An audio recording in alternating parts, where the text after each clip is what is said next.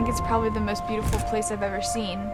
And that's kind of ironic since it's also the most poverty I've ever seen. Just the people here have so little in such a beautiful place. It just seems kind of ironic.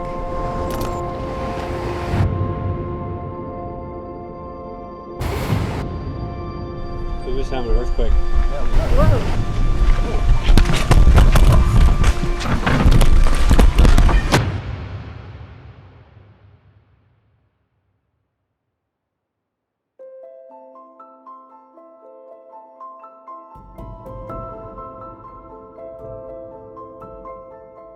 That second week of January is a pretty typical time. We're coming back to school off the break. We had a group of kids going on a mission trip to Haiti with New Missions. We had a club at TFA and we packed boxes, and it was specifically for this trip. So I got involved in that. I'd never been to Haiti, didn't really know much about it. That's when I had the opportunity to learn about Haiti and New Missions. And from there, one of our projects was to put together these boxes. One of our teachers, she had a heart for New Missions and a heart for Haiti, and the opportunity came for some of our students to go. There was nothing spectacular about the mission trip itself, other than it's a mission trip that you love that kids are going on. And I knew several of the students that were on there, but I didn't have a family member on the trip or anything like that. How exciting is it to go on a trip with my friends, you know, to pack boxes? And yeah, it was a joy to me. I was very independent. I've always been very independent. I was like, I'm going on this trip. I'm fine. I'm not scared. So it was just a normal, like we flew out of MCO. My dad was driving me there and it just kind of hit me. And I was like, you know, Dad, what if anything happens, you know? Like, how am I going to get home? And my dad said, you know, everything's going to be fine. But if not, just keep your wits about you and know that we'll come get you. That turned out to be a conversation I would never forget.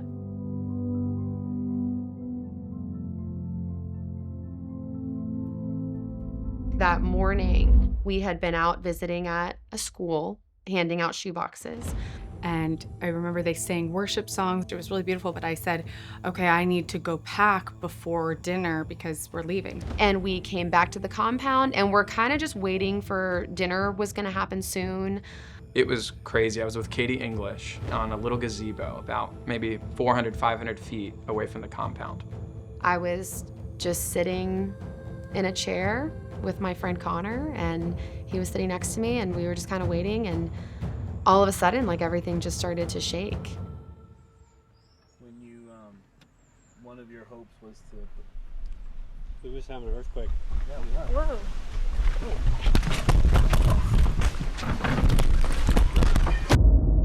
Boom, the first like kind of crack hits. It's major, shakes the ground.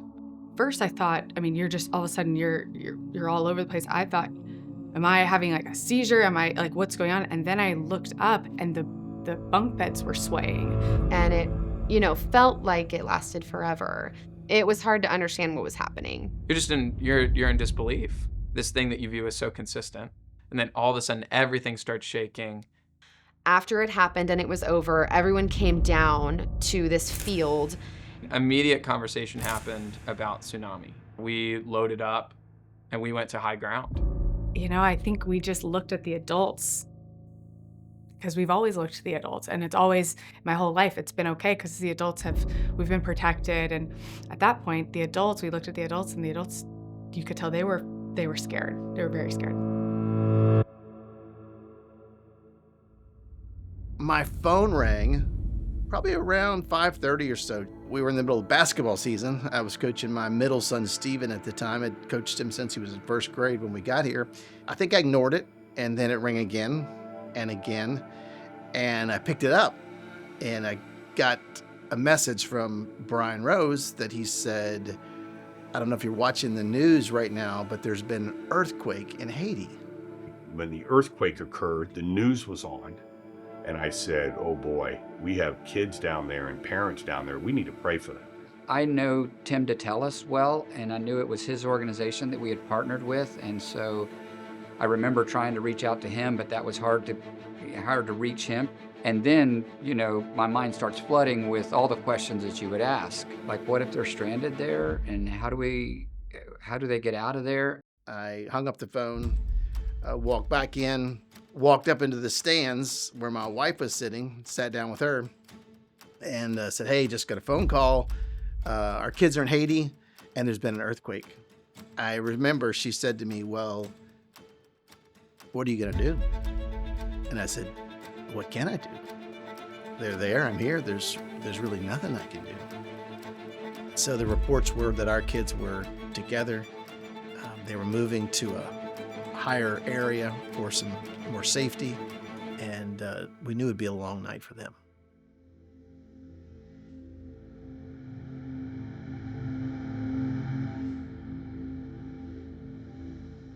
They took us to higher ground, which we went to one of their schools.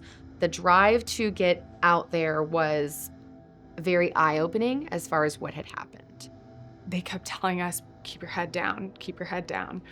We were passing through villages that were just flattened. Lots of difficult things that we're seeing as we're heading up. And there's women that were trying to give us like their babies. It was devastating. At one point I looked up and they were pulling bodies onto a basketball court. That was a hard thing for a 17-year-old to see. There's a knowing in the human spirit that we haven't seen what's on the other side. And so when you see death, well, that's the point. There's not really words. Yeah. You don't know what happened. I remember laying on the bus and having text messages, to my family, and I was just trying to send them and nothing was sending. So I think that was just a turning point in my life, was that night, just feeling like my parents could always get me out of every situation I was in. And at that moment, my parents couldn't get me out and I couldn't even talk to them.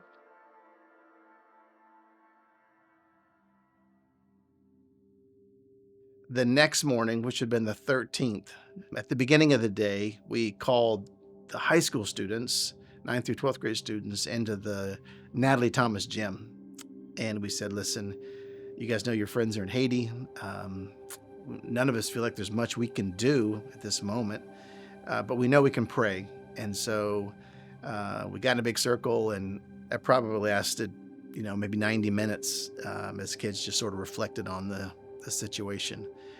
By the time I got back to my office from that prayer time, I was beginning to get calls from parents asking, how can I help? From our perspective, we were waiting to see what those who were expert in this field were going to do. Because it kind of seemed like the government was in charge, right? Like they're the ones who were supposed to help us with this. Then New Missions is in charge. So we're way down here at the bottom of the pile of the hierarchy of actually trying to figure something out.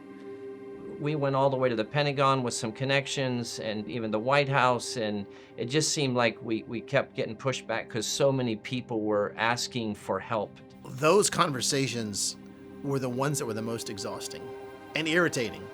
And at times, I think I got pretty angry with some who made promises they couldn't keep. When you hear over and over again, just trust us, there's a plan coming together, we'll call you back in an hour. And then an hour goes by, and 2, and 3, and 4. The worst thing for the kids there to think is that we were doing nothing. I remember making phone calls, and the phone would ring, and ring, and ring. And this was someone who had made a promise. Like I would rather try it and it not work than to think we were incapable of trying something.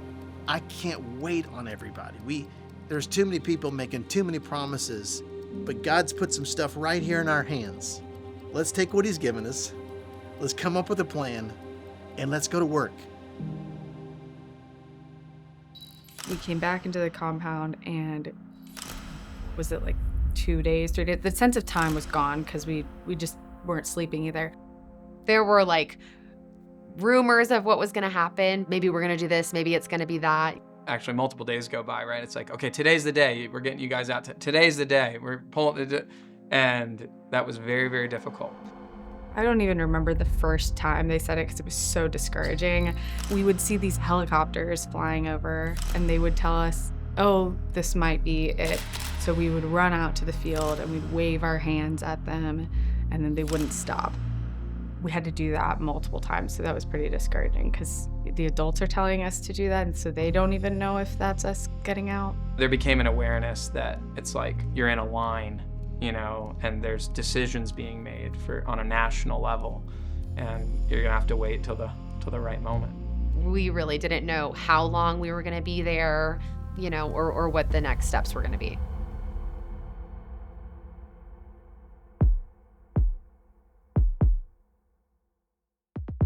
Over those 3 days, there were many meetings. In fact, the meetings never stopped. We had probably hundreds of phone calls. There was just lots of things, activity that transpired, plans, how was this gonna work? People would bring us something to eat. We'd get back on the phone. We'd step out to meetings outside the door so people couldn't hear, come back in, make more phone calls, make more notes on the board about what our options were. I don't believe I slept for several days. I had many, many years of schooling, none of which had a course in extracting students that you had from a foreign country. Like, are we really going to try to do this? I mean, we didn't study this in seminary. Certainly a feeling of inadequacy. It's not my deal. Sometimes when we don't know, God has a way of bringing people around us that do know. And sometimes it's, I know somebody who knows somebody who knows somebody. Mickey Pittman, who was a school parent at the time, said, let me call a friend of mine who's still active in these type of rescues around the globe. I believe it was Mickey that actually put a call out to Tim Burke, I believe was the first call. He at the time was the head of Amtrak anti-terrorism team in California. And so within hours, literally, Tim Burke was on the ground. We were picking him up at the airport and bringing him here to the school to meet with Dr. Whitaker and try to devise a plan. When Tim Burke arrived in my office, everything began to go from a little bit fuzzy and unclear to almost 3D, because he had been there. He knew the people, he knew the places, and he knew what to avoid. I knew that among those who were in my office needed to be people I trusted deeply. Dr. Whitaker called me and asked me to meet in his office. I figured it was about the Haiti and the kids and parents that we had in Haiti. And the discussion began about how we can get these kids out. And I just sat there and listened. And a plan was devised to fly 4 special operations guys to the Dominican Republic, who would then helicopter into Haiti. And as I sat there and listened to it, my lawyer hat came on, and I thought, well, who's going to be down there representing First Baptist Orlando or the First Academy? If I remember correctly, Danny DeArmas, who speaks wonderful Spanish, his passport wasn't valid. Dr. Whitaker's passport wasn't valid. And Dr. Whitaker looked at me. Initially, I thought he was joking. How's your passport? Well, passport's valid. Well, Charlie, I think you need to go. Okay. I was on the phone throughout the hours leading up to the departure from Orlando. And there were those who were saying, don't do anything. This isn't going to work. You're not going to be able to get out of the DR and into Haiti. Things could go wrong. And the fear associated with that was real. But there was something within our hearts that said, no, that's not the right thing to do. We got to press on. Let's pack up the bags, let's load the planes, and let's go. And so next thing I know, I'm on a private jet with 4 special operations guys flying to Santo Domingo. And the next day, the plan was to retrieve the kids from Haiti.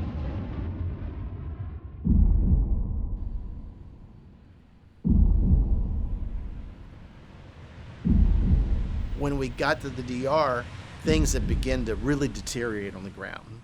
There were drug lords and different people in parts of the country where our students were sort of hunkered down after the earthquake. You know, that morning, we're all kind of packing a small bag, you know, essentials that you need to take. You have to leave everything else. The way that I knew it was real is because they weren't very nice. Everyone was very intense that day. We had the 4 helicopters that were going to go in and come back out. We thought that was our plan. We knew, and we were concerned about the time because these helicopters were small, and that was going to require multiple trips in and out, and we didn't know how much time we had. But it's all we had. It was our only real solution. And so we went with what we had, and the helicopters began to take off from the DR across the mountains into Haiti. I remember they sat us down before and talked to us very sternly like that. That nobody can mess around. You need to be focused. We need to get out because it's going to happen really fast. The first helicopter landed, and it was actually Nick.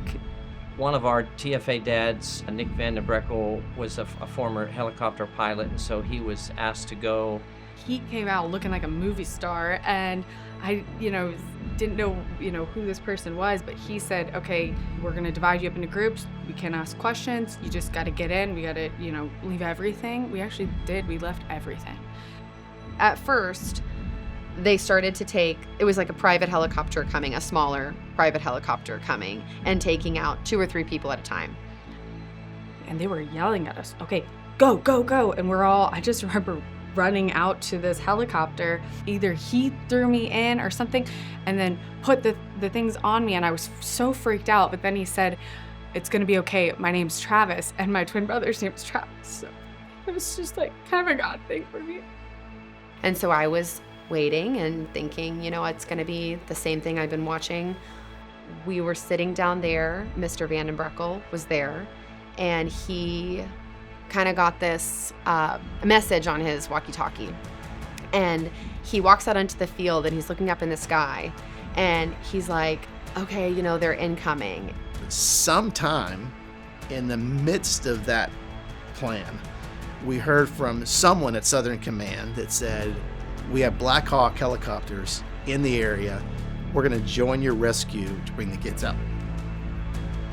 And he's like, the Hawks are coming. The Hawks are coming. You need to get everybody down here. We're all getting on. Without them, I'm not sure it would have gone the way it went. I look at the Black Hawks entering the airspace as God's divine appointment. It was him. And they hopped out, and they just kind of started telling us, move, move, move. Got in there, and they closed the doors, and off we go.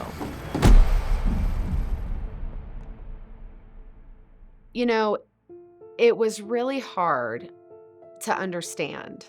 Sorry. When we took off out of the compound, lining on the fence, there were Haitian families watching us leave. And I'll never forget looking out the window and seeing that and thinking, like, why do I get to leave? These are the same people that we were playing with right before. So it felt so much like betrayal to play with them and then leave them like that. I began looking down at the ground. You're just seeing so much destruction, a whole different perspective. I was like, this is a disaster. It was just numb. I felt like I had no control over anything, and that was life-changing for me.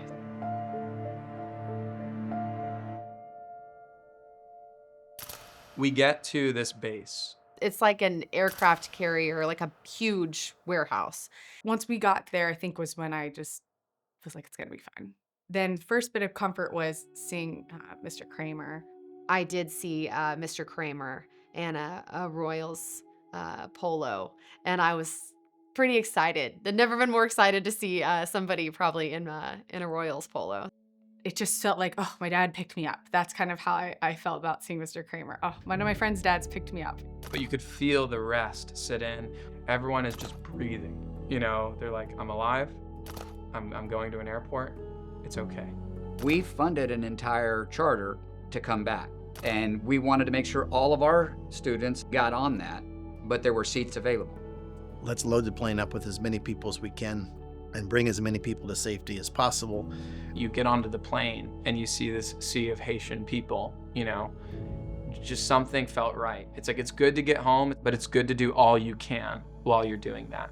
And so our 60 plus the probably 50 or so Haitians flew home on the private 737.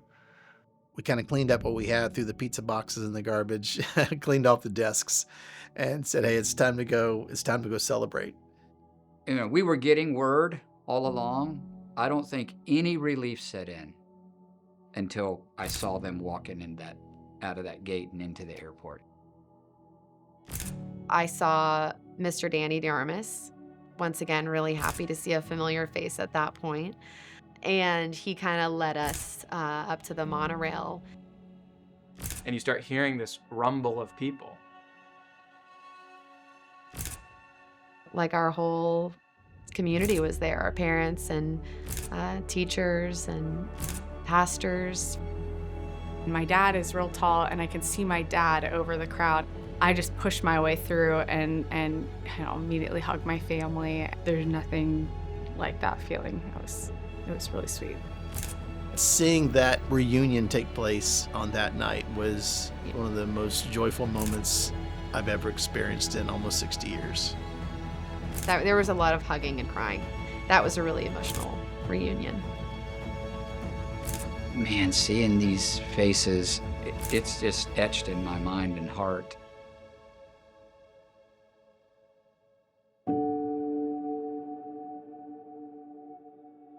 I remember driving home after everybody was home. I was on Sand Lake Road, stopped at a stoplight. I took a deep breath and just said, thank you, God. Thank you. Because everyone was home.